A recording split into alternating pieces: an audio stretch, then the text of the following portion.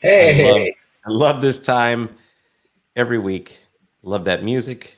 I love seeing you, John. What a pleasure. Hello, everybody. here we are I love that again. background, Mr. KO.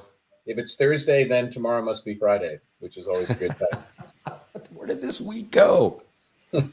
Where did this month go? How can it be the middle of February already?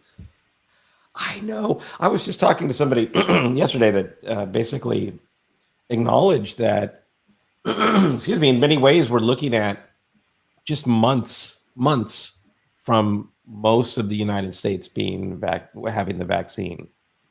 And what that could look like in August, of which will hit us that quickly. People have been talking about, coping with the pandemic. I'm not sure people are putting enough cycles into preparing for the reemergence, so to speak, right? Which The is, reemergence sounds like a wonderful, a wonderful novel. yeah, sort of vaguely gothic novel, but and we're going to be reemerging. I mean, as you know, one of my mantras is the difference between disruption and discontinuity. So I think a lot of people are looking forward to things getting back to normal. But I think some of that is about nostalgia. And really, there are discontinuities now in everything from education to the way we work, to how we're going to entertain ourselves, how we've been dating, how we've been doing our social activity with our friends. And so the reemergence is actually, I think, a real thing, if I can call it that. Well, let's get that trademarked, John, as quickly as possible, because that is a wonderful way to think about it. Because it is a great reemergence. We're on the cusp of it. I'd love to welcome everyone to the show. I see comments are already starting to come in. As a reminder, before we get into the official introduction, please share with us where you're tuning in from. This is a real special time. John and I dedicate an hour every Thursday to each other, to amazing guests, but also to you. This is a community that we're working on building together, and it's something that I think together, beyond the reemergence, we get to help shape the future of the world. So let us know in the comments where you're tuning in from. Let us know if you have questions or comments. On that note, John, I'll go into the official introduction so we could bring on our first guest. All right. So here we go. Welcome to Intersections. It's our weekly conversational jam session that dives deep into the intersections between technology, innovation, culture, and ideas. We bring diverse personalities and worldviews together in service of greater understanding and unlearning. I'd like to introduce you to my wonderful and super smart and just all around amazing human being, John Kao. He has been called Mr. Creativity by The Economist. He is a thought leader and entrepreneur and advisor. He's played a prominent role in the fields of innovation and business creativity for 30 years. That just is the tip of the iceberg. He's a Tony-nominated producer of film and stage. He's written the best-selling Jamming, The Art and Discipline of Business Creativity, and he chairs the Institute for Large-Scale Innovation. He's a keynote speaker. He's the list can go on and on. We could spend this whole show listing his accomplishments. Welcome, welcome, John. Well, and let me return the favor, Brian. So I think actually our last names were erroneously set down because they should have been the Walendas. We should have been Brian and John Walenda, because to me, what the magic of this show and the magic of our collaboration and the magic of our relationship is this high wire act where we're constantly dancing above the normal level of understanding to try to explore new things. And I couldn't imagine a more complementary partner for this. Brian has been in the digital domain before digital was really a thing, and applying digital to marketing, to innovation, to organizational design, and to be, in a sense, kind of a prophet in this area, to see around corners and to take his insights into writing and into keynote speaking and into this amazing network of relationships he has that are reflected in our show, in the content of our show, has just been an amazing high wire act to watch. And Brian is an author. He's even got a day job, which is Global Evangelist for Innovation at Salesforce. And so, Brian, it's a pleasure to be here with you. Always a pleasure, and I'm looking forward to today's show. And with that said, Mr. Kao, how about if you bring up our first guest? Oh, sure. It's a great pleasure for me to introduce Dominic Randolph. Dominic is the sixth headmaster of Riverdale Country School, which is generally regarded as being one of the leading independent schools in the United States. Dominic has a very interesting array of, let's call them professional associations and passions, which are about exploring the frontiers of what secondary school education could be about. He's been involved in the character movement. He's the founder of the Character Lab. He's been involved in the Master Transcript Consortium to reimagine credentialing. At Riverdale itself, he's been involved in bringing design thinking into the school. There is essentially an R&D innovation incubator at Riverdale now called Plus Ed that is actively pursuing innovation in this area. But there have been collaborations with IDEO and with many others to explore the frontier of what education needs to be and could be. I mean, in a sense, for Dominic, I sense that Riverdale is kind of like his eminent domain to basically explore all of these possibilities. And it's with that in mind that it's such a great pleasure for me to welcome him to the show. I mean, notwithstanding the fact that I'm an alumni of the school, full disclosure. So Dominic and I have been involved in an active discussion about what education is and could be for a number of years. I hesitate to count them because there are so many. So welcome, Dominic. It's great to be here with you both. Thanks for inviting me. I appreciate it. Yeah. Well, as you said to us a moment ago before the show started airing, being the head of a secondary school in the year of the pandemic has been interesting. And, as we said in China, when you say interesting times, it's usually a curse, not a blessing. I guess I'd start off with a question, which is, what's the biggest thing that you've learned this year? I mean, if we rewind to a year ago, you were presiding over an extremely well-run, well-regarded school. And now here we are a year later and so much has happened. What's the biggest thing you've learned? I think, one of the things that I'm really interested in is like how we've become quickly have sort of like actually confronted some of the assumptions that have been tacit in our lives, and especially schools. I mean, schools are, can be relatively conservative environments sometimes. And I think that we've had to confront, sort of how we manage time, what we think about like relationships with students, how does that work? What is our purpose as an institution?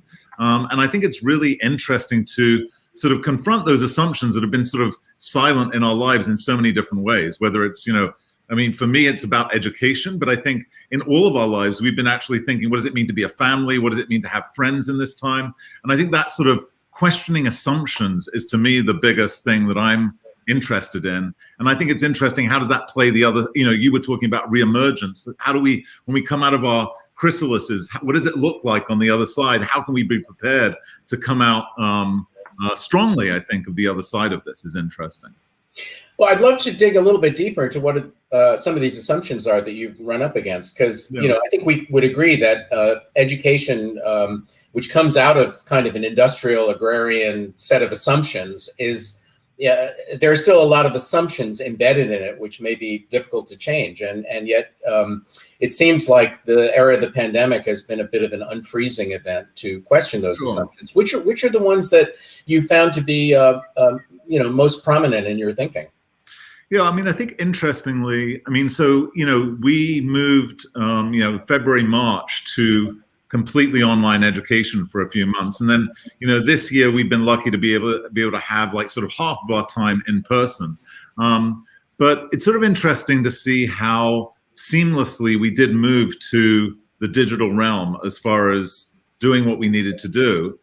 And yet it's also interesting to see, and I've listened to a few of your previous episodes on this idea of like thinking, and Brian, your book Life Scale, I think is really interesting on this, of thinking like, what are the things that are, so important in our lives, that sort of, how do we make moments precious? How do we treat relationships as being precious? And so it's sort of interesting, this sort of bifurcation of things. I think we become very dependent upon making sure that we can use technology effectively. And yet we've also become really sort of almost pickier, I think, and more choosy about understanding what moments face-to-face human moments are really precious. And so I think that's sort of an interesting thing of how will we figure out that balance between those two worlds as we move forward, especially in schools and working with digital natives. How do we figure out like that moving forward? Because I think those digital natives are also understanding how precious that sort of human contact is face-to-face. Well, let's play a thought experiment and follow that line of conversation. So let's say that we, did a Thanos finger snap, and now everything, the pandemic is completely gone, COVID is erased, and you can do whatever you want in terms of the reemergence, so to speak. How do you imagine that education in general and Riverdale in particular would be different? I mean, do you imagine it snapping back to exactly the way it was before? I don't think so. So what would be different? I think we're in a, it's great being in an independent school because there's a lot of flexibility and a lot of capacity to be able to do things. And I really do view our school as in some ways a really good lab school where we can share ideas with other people in education. But it seems to me, I think time is going to be changed, the way we manage time and manage people's energy is going to be very, very different in the future. I could see a mode whereby students are able to do, because they're able to connect digitally with the school, they could do much more work outside of the school, solving real life problems out in the real world, which a lot of our students do already. But I think we could actually push that even further.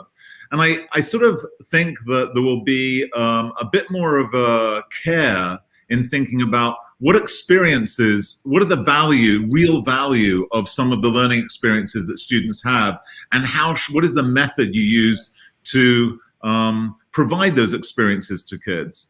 And I could, also think that education has to think pretty significantly about access to different educational opportunities. I mean, right now we are a K through 12 school, and people access us for 13 years of pre-K through 12 education.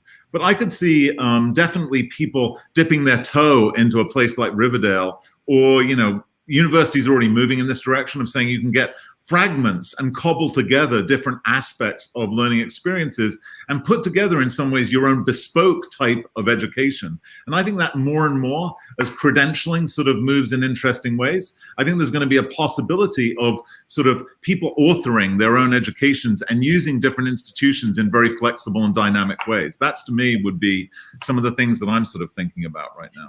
So this notion of reauthoring is interesting because it also speaks to what kind of connection learners will have with institutions. I've said, I think in the past that, I see, and I'd love to know what you think about this, a growing separation or distinction between learning and education, because so much of learning can occur outside of showing up at 9 and having the bell ring to go to another class and starting in homeroom and having a locker. And I think Riverdale is different in the sense that it's a school that creates a very compelling in the world experience. And there is a high level of emotional nourishment and content in being a part of the Riverdale community. Once you kind of look farther afield to let's say the median kind of public school environment out there where that affiliation isn't as strong, it seems to me that the advent of technology, new kinds of credentialing, as you say,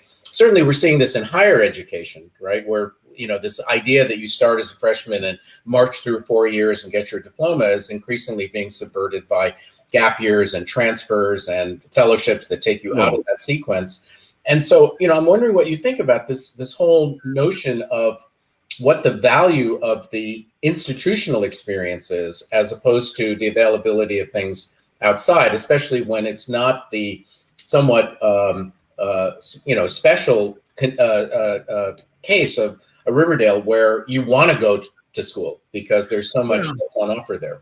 Yeah, Riverdale's very specific. At the same time, I believe there are a lot of things one can do in all sorts of schools. I mean, the energy of young people is, I think, sometimes stymied by the actual system of schooling and education, whether that's at the school level or the university level. And I sort of think, if schools could be more centers of innovation and centers of ongoing learning and sort of shift the way that they work. There's lots of public schools that do amazing work and, have plenty of times of the day where no one's in those spaces, no one's doing things. So what happens if those spaces become more like community learning hubs and people are moving in and out of those spaces and learning intergenerationally in those spaces? I think that there's a lot of potential everywhere, and I don't know if it actually needs massive amounts of funding. I think it's actually a shifting of certain assumptions and certain ways that we view these institutions and shifting that, and communities sort of like engaging more successfully with the schools in their communities in ways that would open up possibilities for learners of all ages. So I think it's an interesting challenge to say, how do you get community-based organizations working with schools to really galvanize communities in different ways than they've been doing currently? And I think it's a change of mindset and maybe shifting of funding priorities rather than saying this is like impossible to do, or it's only possible for certain schools to do this type of work. Well, it may also be using new kinds of digital tools and platforms, Absolutely. The integration and to do the marketing of the opportunity to use the institutions in different ways. So related to this, let's play another thought experiment. Let's suppose that the ex Mrs. Bezos or some great philanthropist says, Dominic, you've been a pioneer in education innovation. Here's essentially a limitless amount of capital. Sure. What are the areas that you feel are most deserving of investment in terms of pushing or expanding the envelope of value creation in education? Yeah. And you've been involved in design thinking and character and transcript and many other things, and this is what Plus Ed is all about. But let's imagine that you had limitless resources, and Sure. so you could actually guide the progress of all of this. What would you invest in? Yeah, there are probably two things that I would be really interested to see explored. One thing, and this, Brian, links to, I think, an interest of yours, is sort of development of a sense of purpose, I think is one of the, and it's like a capacity in people, right, to actually find purpose and iterative purposes over a lifetime. I think that's a sort of muscle. I don't think we know, it's clear that the research shows that having a sense of purpose, if you look at Bill Damon's research or Kendall Bronk's research on purpose, it's clear that a sense of purpose is such an important thing for people to have in life. And it makes them not only do something worthwhile for the world, but it also makes them actually healthier and feel better about themselves and makes the people around them better. And so I think that I would really like to see that jump started with more significant research of how do you do that well, programmatically, starting with very young people, but also working up into young adults and people later in their stages of life. I think it's just as important in some ways for people when they retire to actually like find a way to have a sense of purpose. And so I think our systems in general in schools and in life could actually be better about encouraging that development of a sense of purpose. And so I'd like to see like really a movement funded around that and how that would work in schools.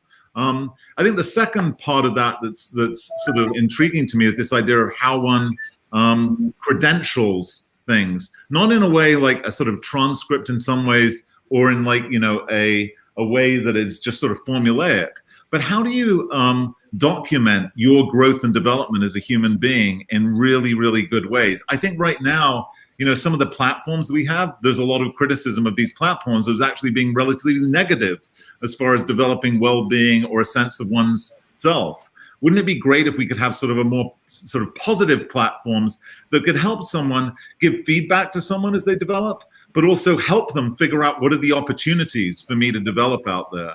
I think that's something, those two things sort of, and they're pretty linked together, I think, about would be really interesting to sort of fund and see developed in schools, universities, and the workplace, and in people's personal lives as well.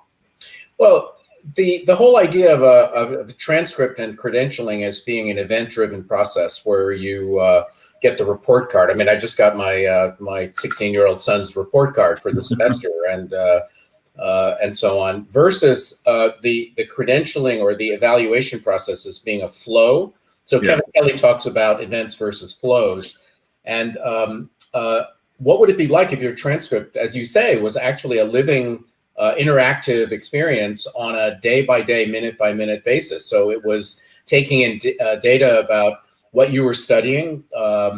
And, obviously we don't, there's a way to turn this into a Gothic, kind of privacy paranoia thing. But let's stick with the sunny side. And so, it's monitoring what you're ingesting. It's assessing you. It's guiding you. So it's kind of like a combination of evaluator and coach. Right, exactly. And built around a set of values that have to do with defining purpose and prioritizing what is valuable in the learning process. And it's interesting to see, how, I've been interested in some research recently about how some of these interactive,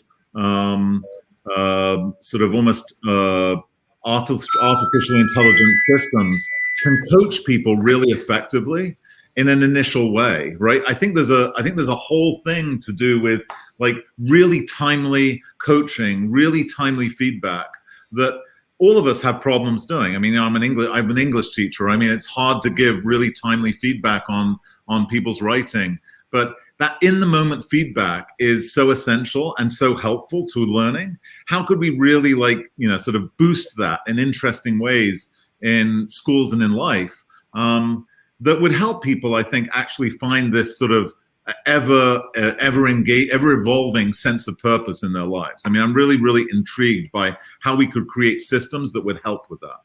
It's really interesting too, because learning isn't a monolith, right? So there are things that a coach would say, for instance, your rhythm is off and you're skipping beats here and there on your piano, and that's probably something that an AI could do very effectively, right? Sure. And then you add some natural language processing and some avatar and persona development, and it's like that. If you think of it as a Maslow's hierarchy, they wouldn't necessarily come in and coach you on, the aesthetics of your interpretation of a certain piece of music, because that's really where the machine dithers into the human. Sure. But at that level of constant monitoring to make constant adjustment, as opposed to having your weekly lesson or your class where you might get X% of the teacher's attention, there is something that's monitoring you that's local to you at that sort of more basic level. Right. I also think that how we distill down our development in interesting ways, the sort of, what's the executive summary of myself, right? You're all, you ask that of people on your show quite a bit, what's your executive summary? What are the headlines? And I think we need more practice in actually thinking about that in our own lives and what is really important and valuable to us. And I don't think we do enough practice of that in ongoing ways. And so wouldn't it be great if you could have actually some way where you could document things and curate things in order to give a better sense of who you are and what's really important to you and what's valuable to you as a person. And I think we could do a better job in education in schools, and then even beyond that, about doing that. Well, and also I think the technology offers the opportunity to get more feedback. If you put your, it's like the Silicon Valley version of the elevator story. So what determines a good elevator story is the quality of the feedback you get. And, and it relates to purpose, right? But it's also the iterative aspect of that as well. The problem is a lot of times we're just expected to do that without much practice, without much rehearsal, do it the first time and you sort of, oh my God. But what if we could practice that in an ongoing way from when we were young? That would be really, really cool, I think. Absolutely. Absolutely. Well, speaking of cool, I want to bring in my cool co-host and partner here, Brian, because it's time to throw over to you and see what you have for Dominic. Way too many questions than we have time. That's for sure. Yeah. Dominic, what a pleasure it is just to listen to your thinking. And again, as we talked pre-show, I love this room. I feel like I'm looking into a catalog, and it's incredibly aspirational. So Dominic, I got to ask you a couple of things. One is on the AI front. One of the things that I had heard in working with an online digital first university. Before the pandemic, they were sort of in this interesting place and suddenly found themselves to be in what could be interpreted as the right place. Mm-hmm. And they had experimented, and it only accelerated as a result of the pandemic with AI and individual learning programs, because it understood how you as an individual were interacting with your courses Sure. and how you were progressing in your learning. And then it could then help to customize in real time and then eventually predict how you should learn over time. And I found that fascinating. Not perfected, but I found that totally fascinating, this idea of intelligent, personalized education programming. But with the reemergence coming, we might be sort of tabling that in Right. favor now of returning into in-person schooling. So how do you see that sort of balance moving forward? Yeah, I mean, I get your, I also get this feeling, there's a possibility of a reemergence and sort of saying, okay, we're going to do something new. There's also a possibility of reversion to the sort of like the status quo and sort of saying, okay, we missed each other so much, we really need to do more in person. I guess that I do feel that we really need to sort of make sure that there may be some really comforting things, that sometimes having like a Socratic dialogue with people is a really comforting thing. And we probably want to have that back, in person. You can do it online, but I think, sometimes we want to be around a table with people discussing things. But I do think that there is a lot of possibility in the idea of being able to basically sort of create almost a sort of bespoke type of learning experience, and figuring out ways, that I think actually there are ways of, and I think some people are playing with this already, is how do you embed things like really good science research about cognition or about how we develop as human beings within systems. So they're really sort of smart systems that actually get you to not only understand how you learn, but also get to sort of coach you in how you might learn better if you actually knew that, for instance, this is a really important way to memorize something versus what you might think is an important way to memorize things. So I sort of think there's also sort of a way of baking really good science into systems as well, that sort of those coaches can be really, really effective and impactful. So that's what I would love to see, sort of digital systems that might allow for that individuality to bloom, as well as bringing back, obviously in-person experiences are very impactful. It makes me think like, for example, I was writing this article on the future of retail and why we should stop talking about things as the next normal, new normal, because that tends to put us in that proverbial box that then we try to think outside of.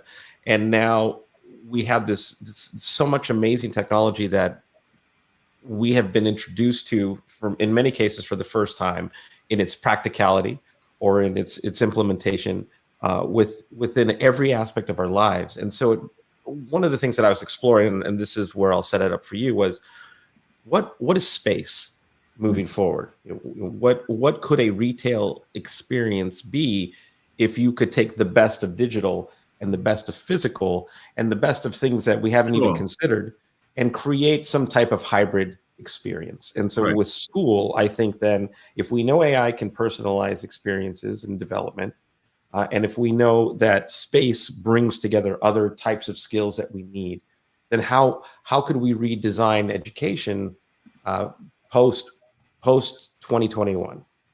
Right, and I think the thing is that, I mean, sometimes we don't ask the question of why am I going to school, right? So that we're not asking the question of like, why am I getting on the bus, traveling up to this place to be with people? And I'm hopeful that now this time has actually made us think about that. For instance, we found that some of the, we've been doing assembly still, for instance, on Zoom with people. But we've actually found in some ways the assemblies on Zoom are actually better than the assembly that you do in a gymnasium.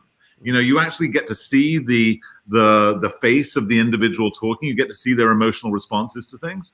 And so I do think there's a hard question of sort of saying, okay, what does a day look like where you're toggling between virtual experiences and in-person experiences, but you're asking of both of those things, what is the real value of this? And how can we merge these things into something that's actually better than what we were doing before? And so I think that sort of hard critical look at that, I really do believe that for certain ages of kids, probably the older kids, there's going to be this toggling between digital and in person, and that we will figure out better ways to navigate that than we currently do with schedules that are in some ways sort of archaic in the way that schedules work. And that we'll be able to think about like students' adolescent sleep patterns and be able to accommodate that within the school day really well. And at the same time, we might be able to offer more access to people to these institutions if we indeed have people being digital and in person. We'd be able to have more people coming to institutions like mine. Oh, I love this. I mean, I love this because this is the productive side of the conversation that we should be having, right? Because even though it's been a year, and though we're toying with the reemergence, which I'm sure is going to stick with us, it's going to come fast. Yeah. And we have had plenty of time to have these conversations. I would argue that we haven't, and we have been more involved in sort of the debate as to whether or not we should reopen schools without actually taking that step back to say, well, what could we do differently once we reopen? And our next guest is here, but I just have to ask you one last question, if that's okay. Yeah. In my research, I've toyed with this hypothesis of digital natives and having older teachers that were not digital natives. And the hypothesis was, could it be possible that we are teaching digital first brains with analog first methods? And some of the research that I did explored, for example, a textbook, which if you think about a textbook as a designer, as an engineer, as a programmer might, you would look at that page and you would say, okay, we're going to read from left to right in a Z formation.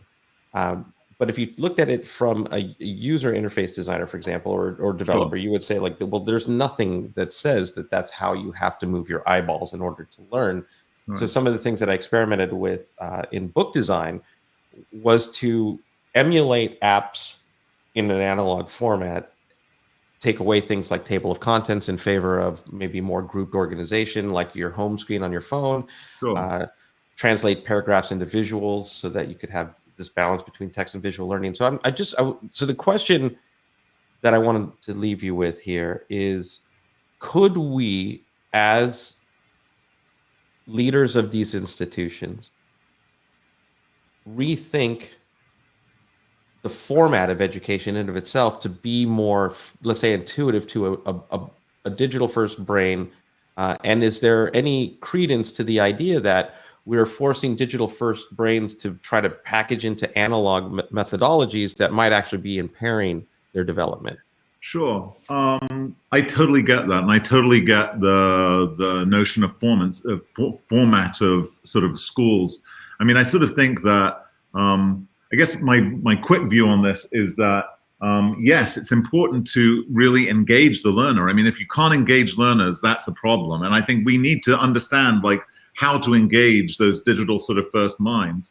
At the same time, I also feel like there's sort of a skill in being able to toggle between various modes. And I think we all need to be better at that. I think there can be a dismissing, I can be, someone who says, okay, I only will look at, let's say, read a real book.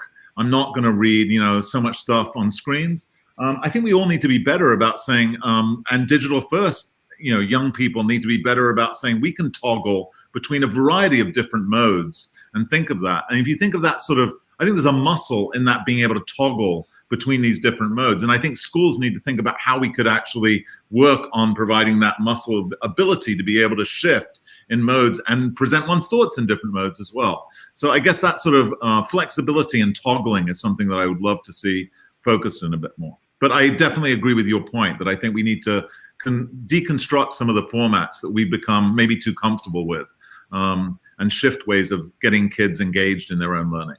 So I love this. I love this. I mean, they represent our future after all. Absolutely.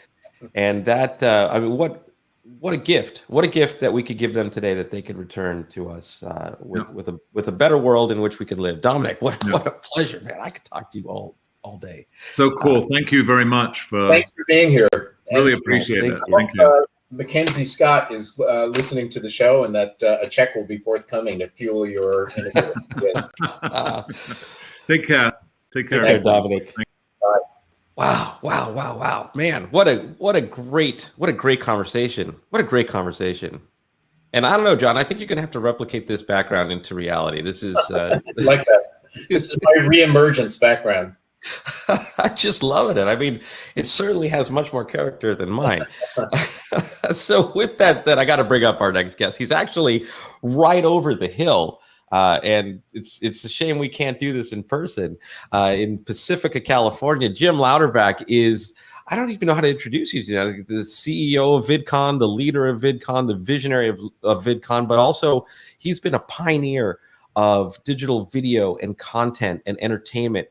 Before being the head of VidCon, he was founder and CEO of Revision 3, which was also a pioneer in new online video formats, which I think was acquired by Discovery.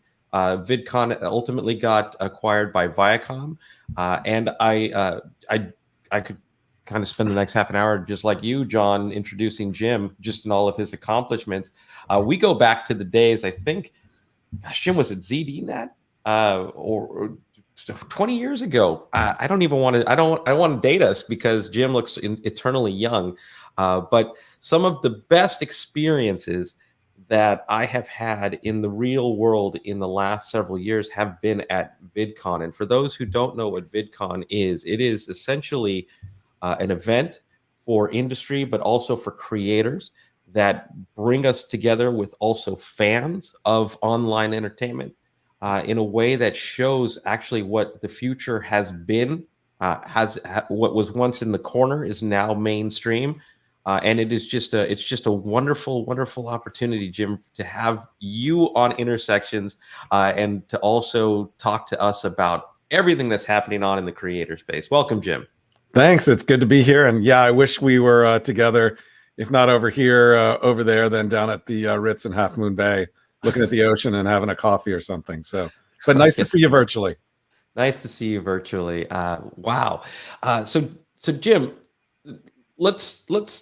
we could talk about events and being in a virtual world later, but I mean, I think in the last decade, we have seen an incredible revolution in the democratization of influence and entertainment. We've seen some of the most popular people in the world emerge from YouTube, then other platforms. What is it that the everyday person who thinks of traditional entertainment, video, from a Hollywood perspective, what is it that you would sort of say to bridge them into this new world? Well, look, it's what we've seen over the past 25 years with the internet is the removal of gatekeepers. So, back when we first got to know each other, if you wanted to write an article in a magazine or a newspaper, yeah, you probably needed to go to the New York Times or go somewhere else. And now that changed with the internet as blogs came out, and it's led to things like Substack today and other ways where if you want to reach people directly, you can just do it. I think when you think about video, we're in the middle of that revolution now. And really, talent is really distributed around the world evenly.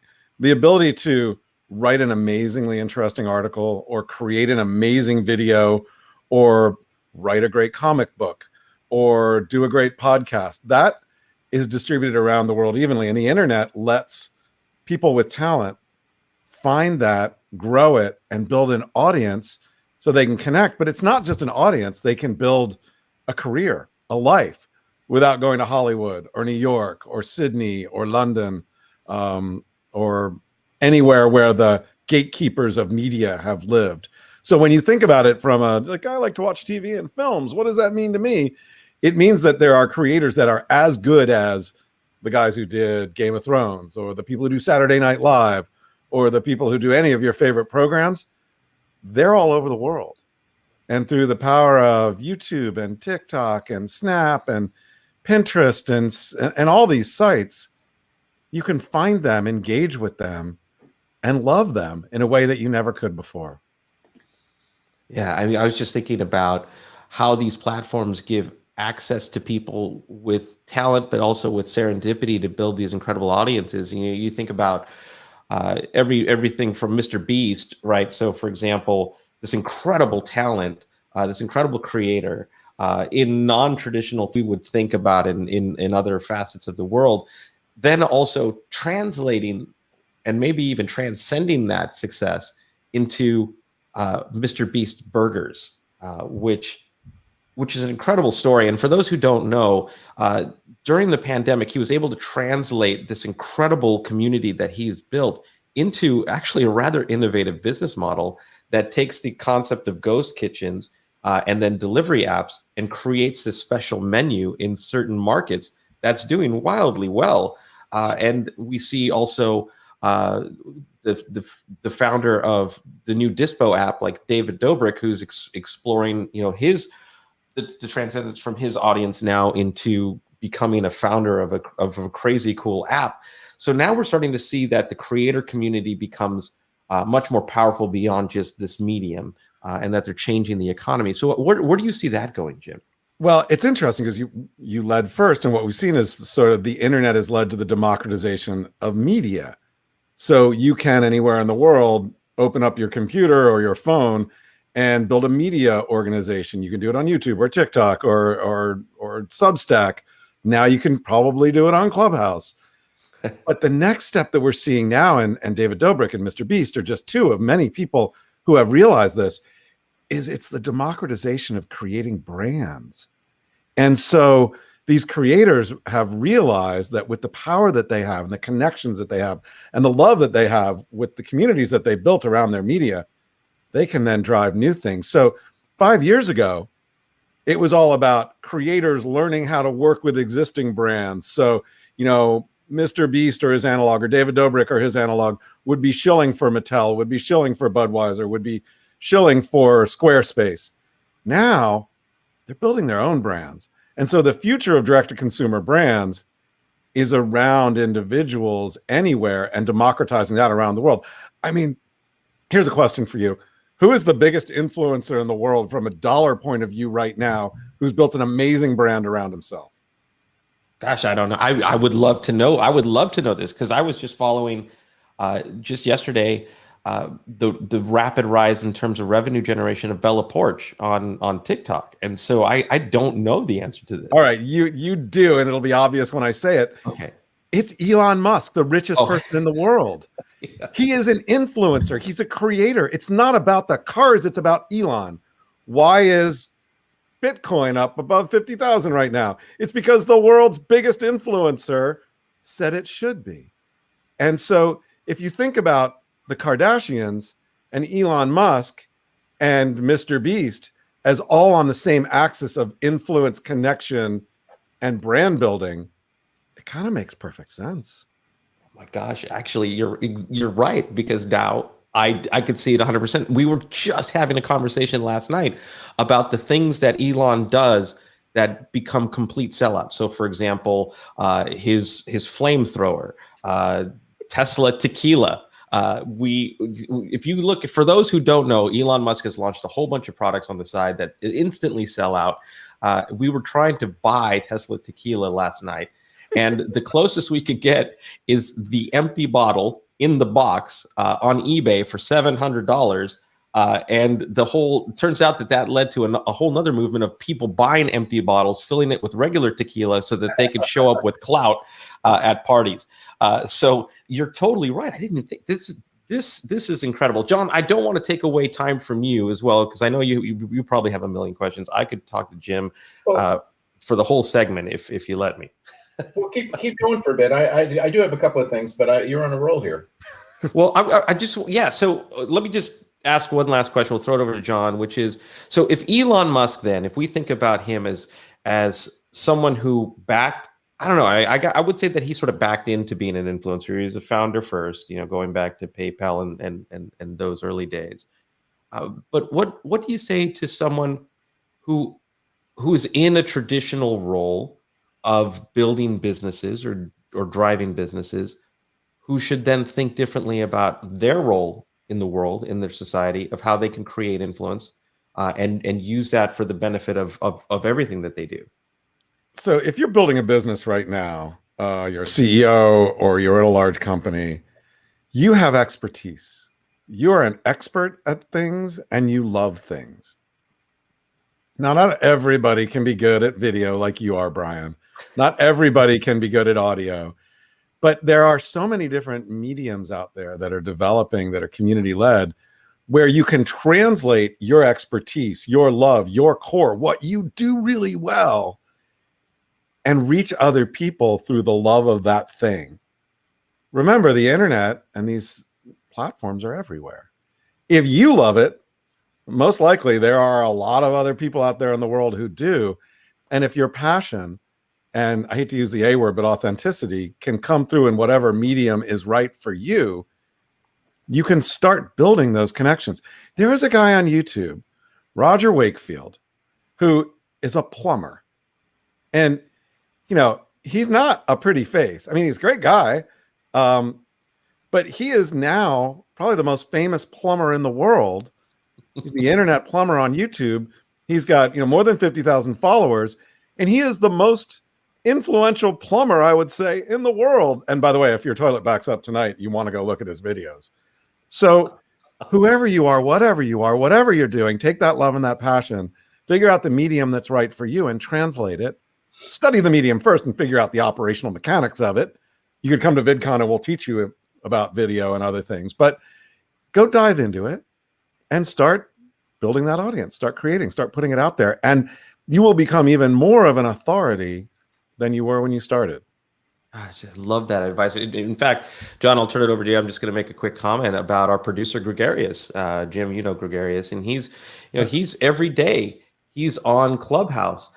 He's the founder of Zealous and multiple other startups in the past, but every day he's on Clubhouse for hours on end, sharing his knowledge of entrepreneurship, of being a founder, of creating startups, of getting funding.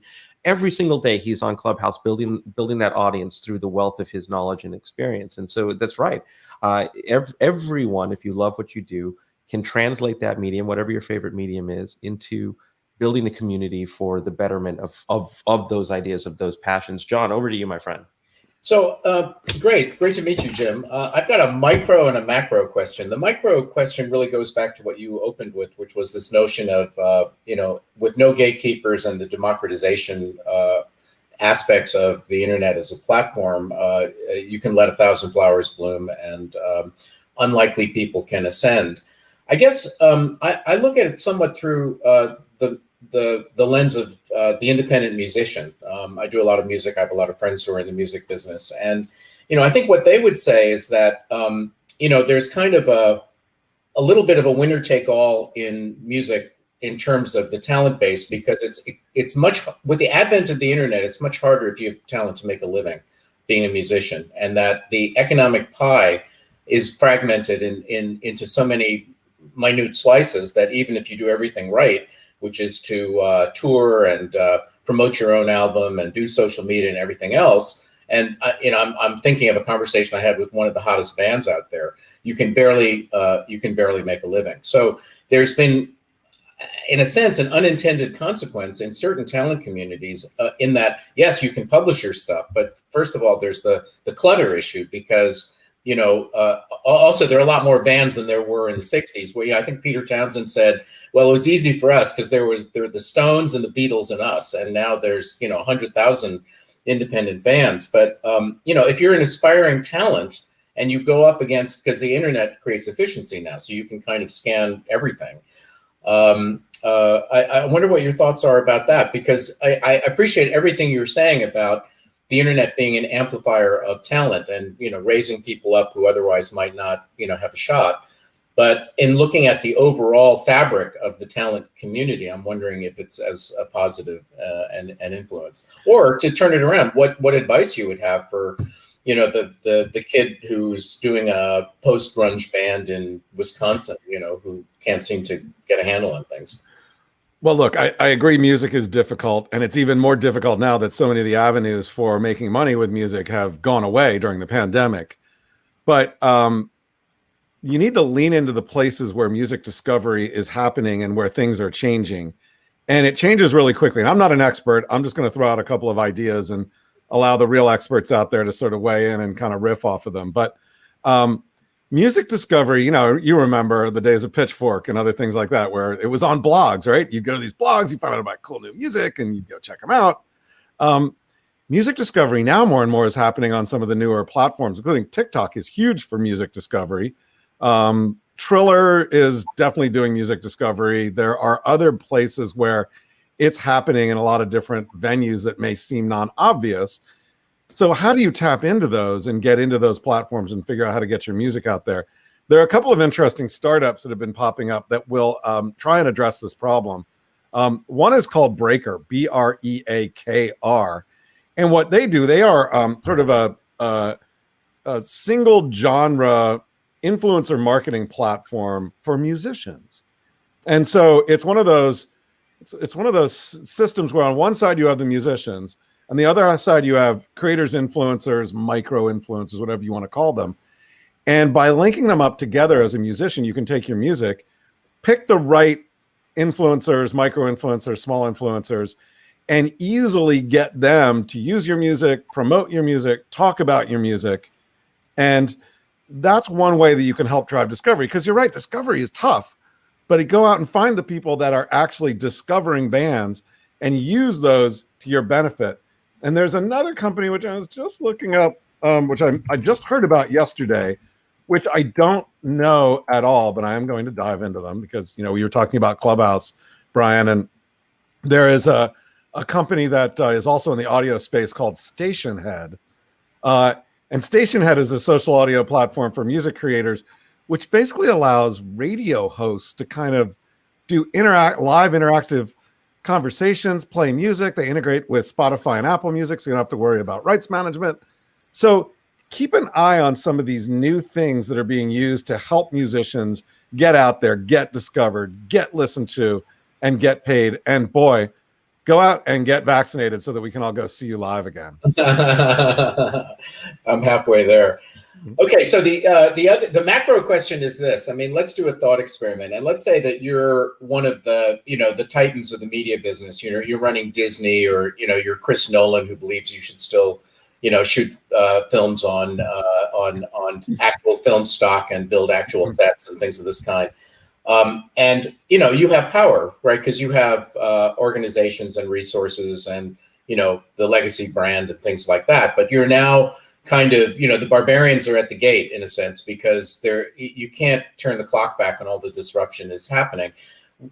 You can stick to your guns, but I'm wondering what you would advise in terms of a smart way of thinking and a smart strategic just sort of mindset for people that are running, let's say, call it the more traditional media side of the equation. Well, I think part of it is you got to think about what business you're in, right? And traditional media for so long has been a business where you deal with middlemen. I remember the early days of cable TV when I was doing ZDTV, and there were hundreds of cable systems around the country. Right.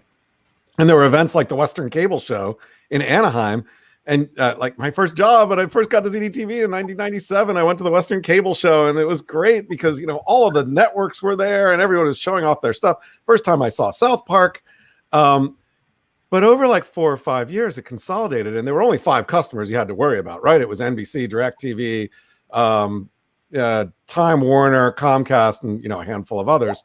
You didn't need that anymore. You had 5 customers you dealt with. Well, now you're looking at going from the sort of B2B style of sales to direct customer sales. Mm-hmm. So if you're in the big media business right now, you need to start thinking like a retailer or somebody who deals directly with customers. How do you manage customers? How do you price? How do you deal with them? How do you do customer support? So you have to go from being sort of this wholesaler of content to a retail operation where you're dealing with people directly. So my advice would be, yeah, you're going to have great content and all that, but start looking at the companies that are really good at talking directly to customers, pick up on what they do well and start to emulate it, because you're not just dealing with 5 customers anymore with, boatloads of bucks. You're dealing with, around the world, millions, 7 million consumers, 7 billion consumers, and all of them are potential customers of yours. So do you think they can make that transition, or are they going to have to innovate through M&A and just acquire people who understand that side of the business? Absolutely, they can. Look at what Netflix has paved the way in many ways, but Disney Plus, it seems to be doing pretty well with 90 or whatever 100 million subscribers. So it's great content, but it's great customer experience. And Disney, by the way, had the luxury of having all their theme parks, which is a direct-to-consumer business. So really lean into that direct-to-consumer side of what you're doing. Elevate the people who know how to talk directly to consumers and build that as a core expertise. It can absolutely be done, but there are a lot of companies that won't do it. Right. If you adopt it, if we build it, they will come mentality, the odds are that, you might be looking for a job in a few years. Well, look, I went through this in the magazine business. I was, Brian, I was working in magazines before I got to ZDTV, and actually then afterwards for a couple of years running PC Magazine. And unfortunately, most publishing companies didn't make that transition. They were too busy trying to protect their existing businesses and missed the new world that was happening. So it's kind of old advice, and it's been said many times, but it's true. Don't be afraid of blowing up your existing businesses if you think you need to get to that world where you're starting to go direct and making money that way. Creative destruction, as Schumpeter said, Right, exactly. Or the Zen Buddhists call it beginner's mind, which is very hard for experts with existing franchises to really, get into that frame of mind. Well, Brian, back over to you. We're almost out of time, but it's great to talk with you, Jim. You too, Jim. So thank you so much, Jim, for joining us. And for those those are just being introduced to Jim, I would say, if you want to stay in front of what is next and what is happening, follow Jim. His career has been a wonderful exhibition of being ahead of the next big thing and being part of its success in driving it. So Jim, thank you so much, my friend. I'll see you in the real world. I can't wait to be live with you again at a real world VidCon. I can't wait to see you anywhere, Brian. So hopefully we'll be able to do that sometime in the next couple months. Yes, and sir. Thanks for having me on. It's been great. John, great to meet you, and happy to come by anytime, Brian. So have fun. All right. Cheers, my friend. Wow. All right. That's amazing. It's amazing, Mr. Kale. Great questions as always. Great guests as always. Great John show. Reed, I see you in the comments. You are amazing. We enjoyed our conversation with you, and we want to have you back on again. We're building an amazing community. We're seeing it unfold in real time. For those who want to continue the conversation, please subscribe to our newsletter. Also, please join us every Thursday, 10:30 a.m. Pacific time. Also, visit intersectionslive.com, where we house every single episode, because regardless of the date that they aired, I promise you that every single conversation is probably more relevant right now than it was when we originally aired it. Because these are some of the greatest minds. We have access to some of the best thinkers, and we are exploring together, not only with them, but also with you, on empowering each other to build a better, brighter future, especially, John, in the coming reemergence coined here today. Yeah, that's the word of the day. Excellent. Well, John, always a pleasure. I look forward to these weeks with great happiness, joy, and I will be speaking to you actually later on the phone. Indeed. Look forward to it. Everybody, thank you so much. We will see you next week.